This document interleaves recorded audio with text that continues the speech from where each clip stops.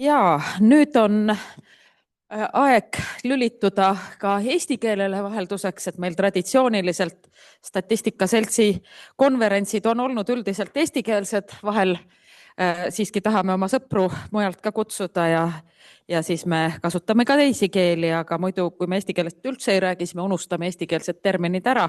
No siin tudengitega me üritame neid ikka kogu aeg meeles pidada ja uusi leiutada, aga siis kui tekib jälle uus sõna, millele me ei oska vastet leida. Mul on väga hea meel, et meile nõustus rääkima Alice Tammur, kellel on väga pikaajalised kogemused just sündimusega seotud rahvastikuandmete analüüsil ja ta räägib meile nüüd ja Alice on ka, nagu ma ütlesin, geograafia ja statistika on endiselt seotud erialal, et ma näen, et geograafid tegelevad statistikaga, võib-olla statistikud peaksid rohkem tegelema geograafiaga ja Alice räägib meile siis sündimuse dünaamikast, perepoliitika rollist, väljakutsetest, võimalusest ja kajastamisest. Tere, minu nimi on Alice Tammur ja räägin siis natukene sündimuse üldistest trendidest ja nendest kohtadest, mida saab siduda siis sündimuse juures perepoliitika mõjutustega ja neid kohti võib-olla, kus me tahame näha, et seda saab mõjutada ja ega mul nagu mingeid selgeid üheseid niisugusi järeldusi nagu, et mis on millega seotud õigeid lahendusi, ma ei taha pakkuda, lihtsalt siin on minu nägemus sellest. Üldiselt, et olenemata ühiskondade avatusest rändele on enamus rahvastikust on selles riigis sündinud, mis tähendab siis seda, et riigi elujõulisus sõltub suuresti sellest, kui palju sealsed pered soovivad lapsi saada. Samal ajal on juba pikalt sündimus Euroopas ja mujal arenenud riikides pigem langustrendis ja mille tulemusel tööealine elanikkond väheneb ja vananeb. Et see on ühelt poolt kindlasti paratamatus, millega tuleb kohaneda, mitte ainult tööturu vaatest, vaid ka haridus, tehnoloogia ja kõik muud erialad. Samas see kindlasti ei tähenda, et sündimusega ei tuleks tegeleda, et seda ei peaks uurima ja et sellest ei peaks rääkima. Et kuigi viimasel ajal püütakse mulle seda korduvalt nagu süüks panna, siis tegelikkuses ma ikkagi olen ju kogu aeg sellest teemast rääkinud ja arvan endiselt, et sellest peab rääkima. Aga seda peaks kindlasti käsitlema väga paljudest erinevatest vaatenurkadest, sest see ei ole ainult demograafia. Ja siit praegu minu ettekanne küll jällegi on peamiselt demograafia. Et see tugineb põhiliselt see analüüsile, mis sai koostatud vanemahüvitise ja peretoetuste tervikanalüüsi raames Sotsiaalministeeriumis. Et esimese asjana siis üldised numbrid, et sündide arv ja summaarne sündimuskordaja, selle muutus alates 70-ndatest, pealkirjad on eksitavad natuke vahel. Et üldiselt siit on näha suuremaid ja väiksemaid tõuse ja mõõnasid, et kõik on erinevatel etappidel seotud erinevate olukordadega nii ühiskonnas laiemalt, või üldiselt võib ikkagi öelda, et ühiskond laiemalt selle kujunemine on põhiliselt seda mõjutanud, et tihti üldjoontes on nii, et headel aegadel sündimus kasvab ja keerulisematel aegadel sündimus väheneb. Et kuigi sündide arv sõltub peamiselt lapsevanemate vanuses olevate inimeste vanusrühma suurusest riigis ja sellest, kui palju lapsi enamasti perre sünnib, siis samal ajal tegelikkuses mõjutab seda ka see, kui midagi muutub, näiteks lapse saamise vanus kas kasvab või langeb, siis see sünnipõlvkond sellest olenevalt on erinev.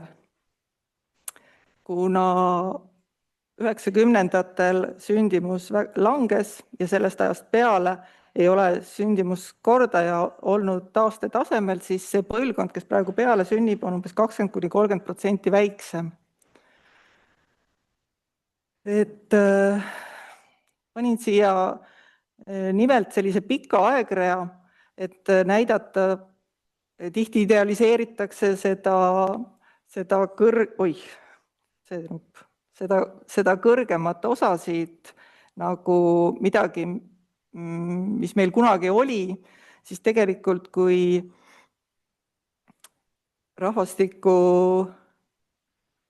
nagu tunda neid rahvastikuprotsesse Eestis, siis me teame, et nõukogude perioodil oli suur tööjõuränne Eestisse, mis oli suunatud, inimesi saadeti peale kooli lõpetamist Eestisse tööle. See oli just see vanusrühm, kes sai kõige suurema tõenäosusega lapse ja tihti nad ka juba nõukogude ajal ka lahkusid siit hiljem.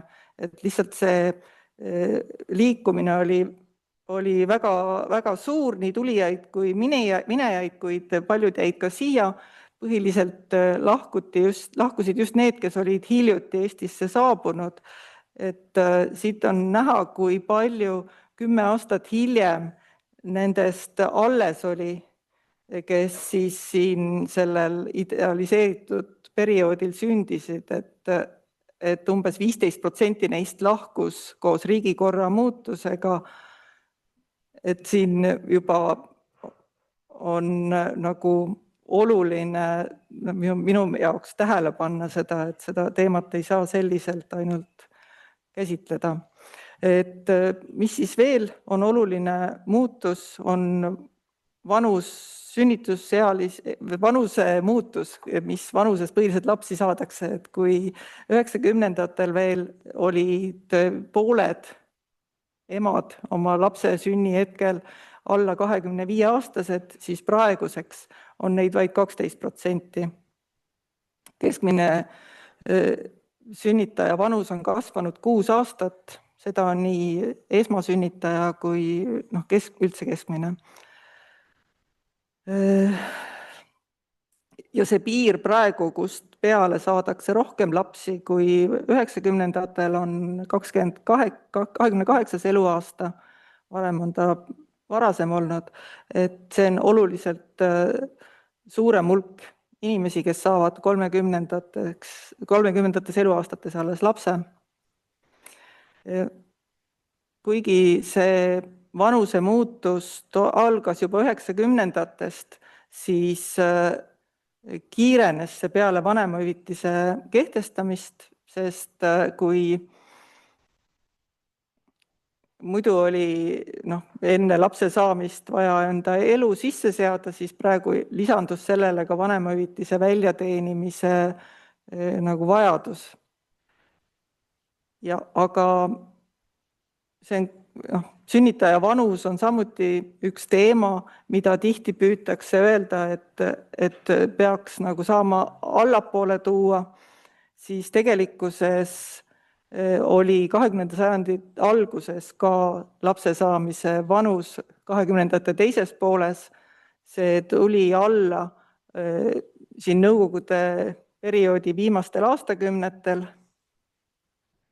Ja see tekitas nagu tunde, et see sündimuskordaja on väga kõrge, see tuleb hiljem, et kui palju siis tegelikult lapsi erinevad põlvkonnad on saanud, aga see aastase statistika jälgimine tihti ei anna meile vastust sündimuses päriselt toimuvale.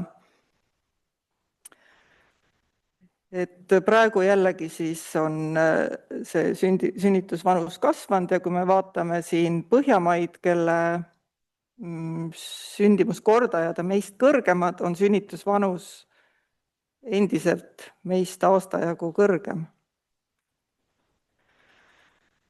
Perepoliitikaga siiski saab sündimuskäitumist mõjutada. Et see on kindlasti Siit ma juba rääkisin sellest, et vanemahüvitis mingil määral nagu kiirendas seda sünnitusvanuse tõusu, siis teiselt poolt järjestikuste sündide puhul vanemahüvitise mõju oli pigem nagu soodne, sest järjest enam saadi lapsed tihedamalt, et see 2,5 aasta sees, mis oli selle järjestikuste sündide kaitsemeetme toetus. Et loomulikult kasvab see tihedalt laste saamine ka selle tõttu, et emad saavad järjest hiljem emaks ja see ajaaken on siiski piiratud lapse saamiseks. Samas me näeme ka seda, et kui siin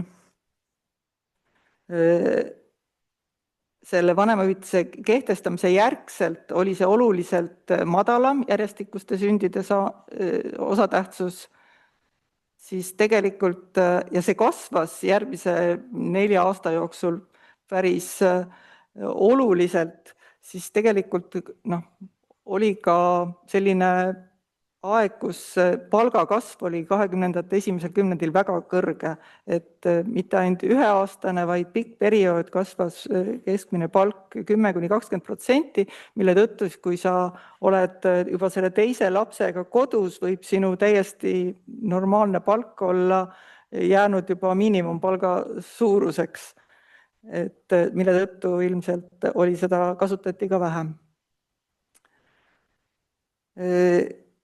Keskmiselt siis on see 2,5 aasta sees lapse saamine varasema 20% pealt kasvanud praegu siis 30%-ks ja õigus siit jooniselt on, kui see periood nüüd 20. aastal muudeti 3 aasta peale, siis on näha, et ka naiste käitumine kohe kohanes sellega, et saadigi neid lapsi siis nagu selle pikema perioodi jooksul, mis see vanemahüvitise reform võimaldas. Siin on siis näha ka see 3-aastase perioodiga laste saamise suurenemine. Ja oluline sündimuse juures on ka sünnijärjekord. Üldiselt kõige jämedamalt saab ikkagi öelda, et teiste laste sündimine saab koguda tuure ainult juhul, kui ennem on sündinud esimesi lapsi. Ja et kui selle sündide edasilükkamise tulemusel hakati siis selle sajandi esimesel kümnendil enam lapsi saama, siis peamiselt sündisid siis just esimesed lapsed. Praeguseks on ikkagi teised ja kolmandad ka pildis. Kolmandate laste osatähtsus hakkas kasvama 2016. aastal.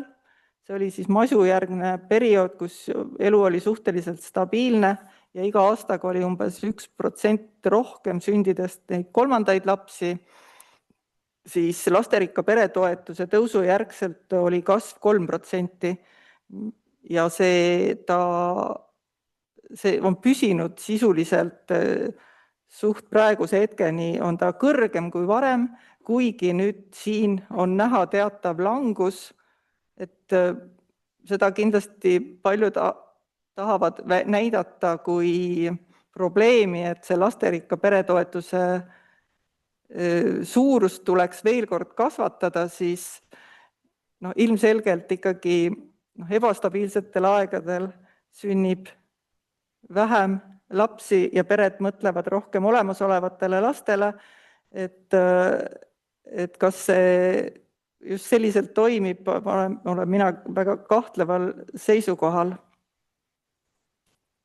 Aga praegu siis oluline on see, et 40-aastaste naiste hulgas on 1% võrra rohkem eelmiste põlvkondadega võrreldes 3 ja enama lapselisi naisi, mis näitab, et see toetus oli vajalik ja läks nagu õigesse kohta.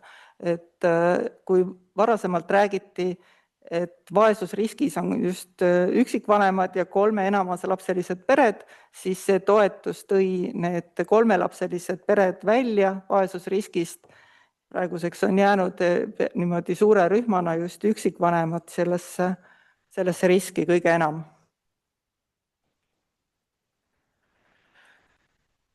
Et mis siis selle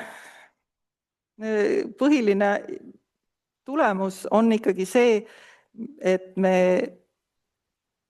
laste arv naisel on paljudel aastakäikudel, vaatamata sellele tõusudele ja langustele, väga stabiilne.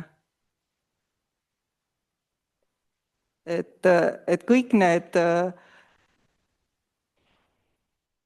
mis ei tähenda, et see toetustel ei ole ja poliitikal ei ole mõju, sest kui üldiselt räägitakse langevast sündimusest, siis meil seda siiani näha ei ole. See, mis edasi saab, sellest ma ka räägin veel, et see ei ole päris see, et ka järgmistel põlvkondadel samamoodi saab see olema, aga see, et saadakse hiljem lapsi, ei ole põhjus, miks lapsed jäävad saamata. Rohkem on keskmisest lapsi eestlastel ja põhiharidusega naistel. Põhiharidusega naisi on meil väga vähe ja nendel ka ikkagi laste hulk väheneb. Ja keskmisest vähem on kõrgharidusega naistel, samas kõrgharidusega naistel on rohkem lapsi kui varasematel põlvkondadel ja see on päris oluline vahe. Ja kuna meil on pooled naised umbes kõrgharidusega, siis tegelikkuses on see ilmselt oluline muutus.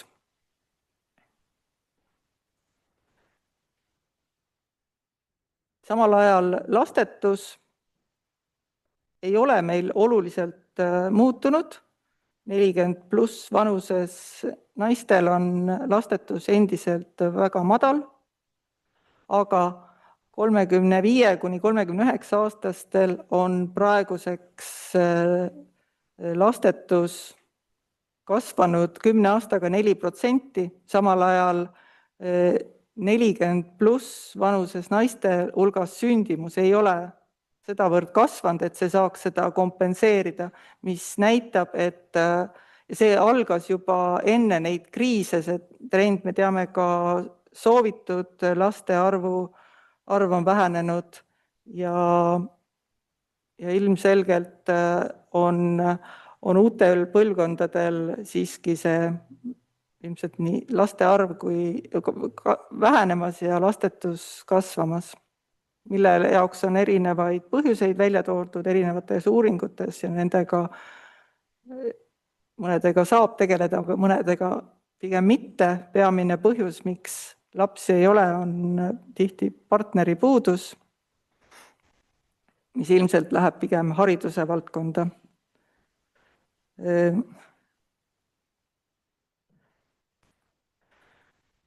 Et nagu ma vist juba mainisin, et kriiside ajal meil sündimus tavaliselt langeb, kõik kriisid on väga erinevad ja kõik mõjutavad neid näitajaid erinevalt.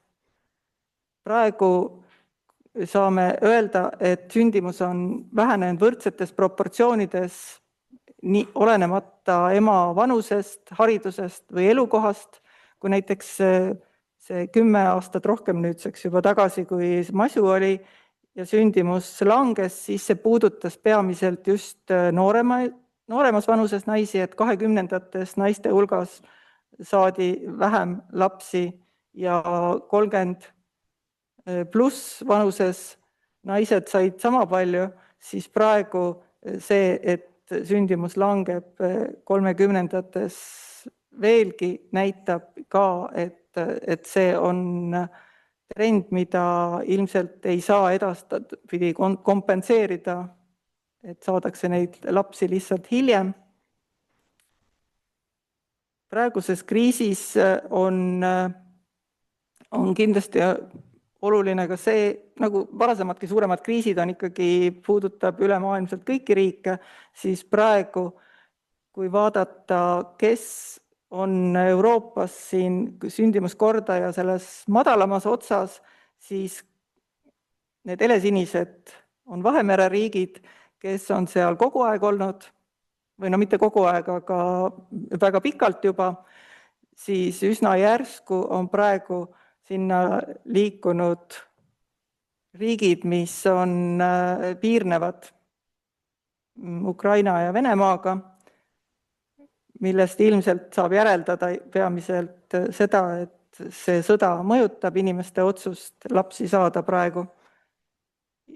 Ja mis nagu kinnitab seda, et ikkagi sellel elukeskkonnal on peamine laiemal turvalisusel ja stabiilsusel on peamine mõju laste saamisele.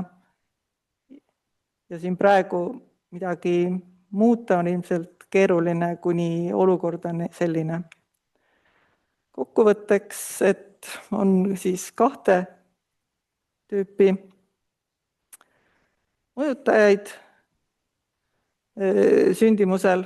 Ühed on need kiired, mida me näeme nendes iga-aastastes trendides, see majanduslik ja julgeolekualane olukord, perehüvitiste reformid. Teisalt on pikaajalised ja mulle endale tundub, et see pikaajaliste mõju on olulisem.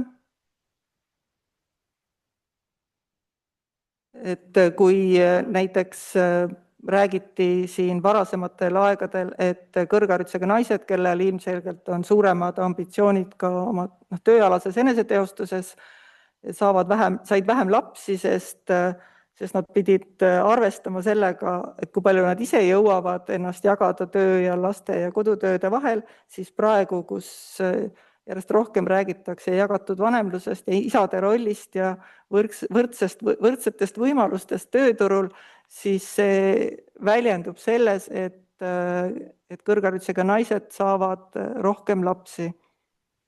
Et see on kindlasti üks suund, mis toetab laiemalt laste saamist. See vist ongi kõik, jah. Keeruline teema sai nagu natukene võib-olla selgemaks isegi. Kas on küsimusi, kommentaare kellegi poolt? Aitäh! Sul oli väga arukas ja tore ettekanne, aga ma küsin ühe faktori kohta, millest üldse juttu ei olnud. See on linnaline ja maaline keskkond. Minu teada on kogu aeg olnud maalises keskkonnas lapsi rohkem, pered suuremad. Kas seda on ka võimalik perepoliitika juures kuidagi arvesse võtta? Jah, kindlasti on see nii, aga kuidas, kas need, kes kolivad maale, saavad sellepärast rohkem lapsi, et nad seal maal elavad, või sinna jäävad või liiguvad need, kes soovivad rohkem lapsi? Et see on see natukene ka muna ja kana küsimus, aga samal ajal uuringud ikkagi kinnitavad, et see elukeskkond mõjutab, see, kuidas lastega hakkama saada, kinnisvara kättesaadavus, et see on ka oluline.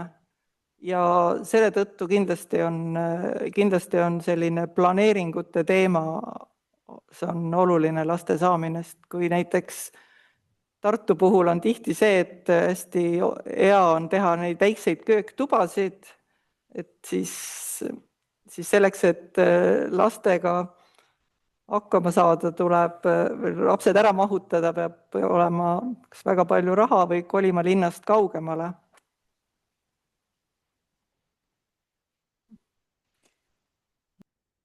Tõepoolest ma ütleks, et ka tutvusringkonnas võib täheldada, et kuna elamine Tartus on kallis ja lastega tahaks, et ikka lastel oleks oma toad ka ja tänapäevastele standarditele ei vasta see, nagu me võib-olla nõukaajal siin väikestes Hruštšovka korterites peadjalad koos üles kasvasime, vaid ikkagi otsitakse ruumikamat elamist, seepärast kiputakse maale kolima, et see on täitsa loogiline, aga keegi veel soovib midagi küsida?